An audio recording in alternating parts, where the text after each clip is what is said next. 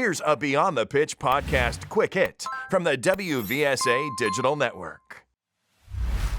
So depression is one of those words that kind of gets thrown around a lot, just like anxiety does.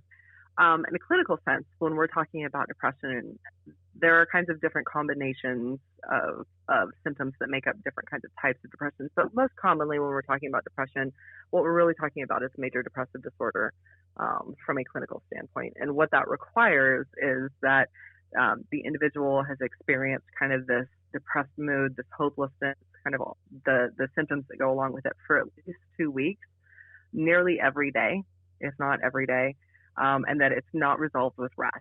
So sometimes depression kind of gets confused with burnout, with adjustment issues, with, kind of other different categories of things. But when we're really talking about true depression, it is a nearly everyday, just kind of, I feel hopeless. I feel like it's never going to get better. I feel blah every day for at least 2 weeks, and nothing helps. It's kind of depression. Depression's an interesting one in terms of clinical diagnoses, because sometimes we get depressed because there's just an imbalance kind of physiologically, whether that's in neurotransmitters or hormones or different things like that medication can really help with. But sometimes depression happens from environmental stressors that are prolonged and ongoing, like we've seen with COVID, but also just could be things kind of in an athlete's everyday environment.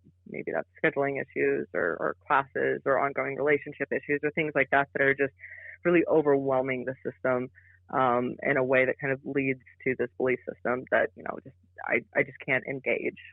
There's no point, because it always feels like it's just going to get worse. And a lot of the athletes that I meet don't necessarily always meet criteria for major depressive disorder, but they're still experiencing enough of the symptoms that it's a problem. So one of the other big things when we talk about clinical depression is that it has to be affecting every facet of their life, not just sport or not just school, but kind of everything, and that we can't attribute those feelings and those experiencing and those symptoms to anything that's maybe physiological or medical in nature or related to substances, are kind of the big things to determine whether something is actually depression versus that kind of colloquial, oh, I'm feeling depressed kind of place.